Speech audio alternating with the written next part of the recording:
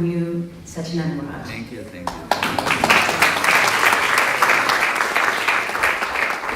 We'd also like to welcome His Holiness Swami for being in our presence, and many Prabhupada disciples that are arriving. We'd like to welcome the disciples of Srila Prabhupada also in this beautiful assembly of practitioners, as well as all those who have travelled from far and near to quench their thirst.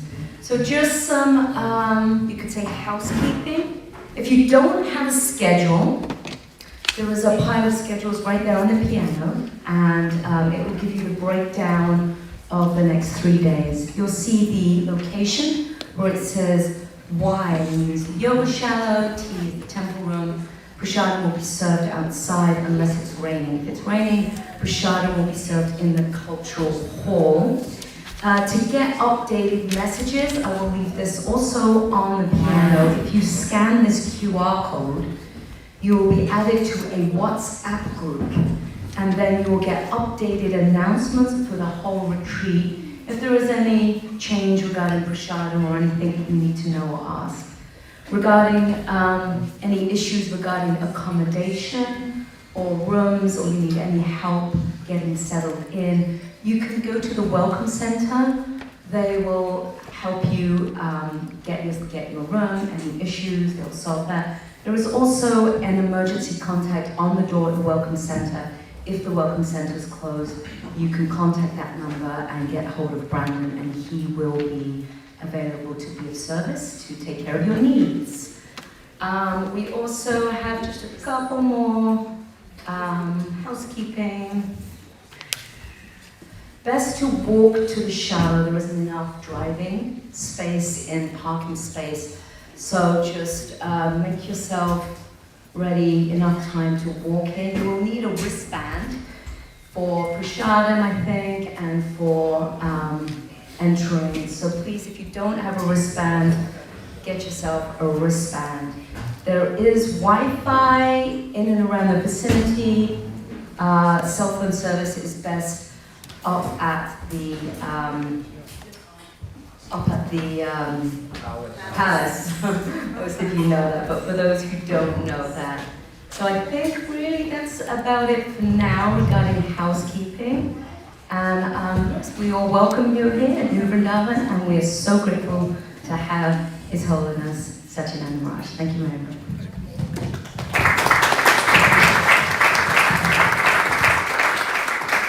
Thank you very much, Gopi Manjari. Welcome to all of you to this Japa retreat, the Holy Name experience. We have branded it or called it like this. Let me say some introductory words before I officially start talking retreat language. I'm very, very, very grateful that you have all appeared, come here for this retreat. Really, there were, I think, I couldn't come to America for 2 or 3 years, and I remembered very much our desire to make this Holy Name retreat an annual experience. Jai Krishna, Anuradha, and myself and my team had discussed about doing this as an ongoing repair shop, so to say, where you can drive in with your car, and drive out with a total remodeled car. So we wanted this as a service to the devotees, to try to give them the tools, inspiration, motivation, the knowledge, how to improve the japa. But it was not possible due to the world situation, and now I'm really very, very grateful. I must say something to the ceremony and outside.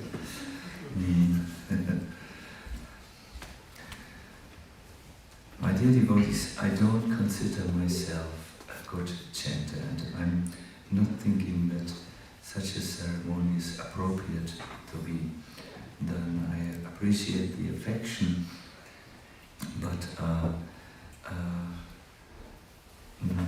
it is only the mercy of the... I believe of Srila Prabhupada that I have developed in this life like this and seen the value of chanting Hare Krishna, but I'm still a beginner on the path. I saw the value of chanting Hare Krishna when I was in a deep crisis. It was about 20 years back, or maybe 25 years. I'm not so good in remembering numbers. I joined the Krishna consciousness movement because I had heard that one would become a pure devotee and meet Krishna face to face. So after 2 decades of trying, I was really disappointed. I developed something like I can only describe as rage against God. You know, I thought I had been misled because when I looked in my heart, I saw that that the promised results were not there. At that time, I considered to take up another path, but I couldn't because I was bound by my affection to Srila Prabhupada. I love Prabhupada in a simple way. So I decided to give it one more try by exploring really what is really the process by which you can change into an ecstatic devotee of Krishna. What actually needs to be done to lose these bad habits of thought and action and affect a transformation really. How could bronze metal turn into gold? I did a few things. I searched Srila Prabhupada's books. I went to Srila Prabhupada's godbrothers because Prabhupada was no longer on the planet and asked him what they had learned on this subject matter from Bhakti-yoga Saraswati Thakur. I went conventional and unconventional paths in order to try to find out what makes Krishna consciousness work.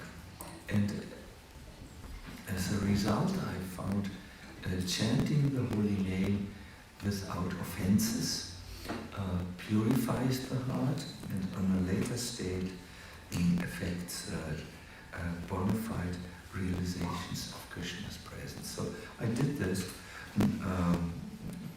new experiment in my life. I went every year for 1 month to Vrindavan without disclosing my whereabouts, because as a preacher in our movement, I am something like a public figure, which devotees want to meet and see for advices. So here I was going to suitable places where I would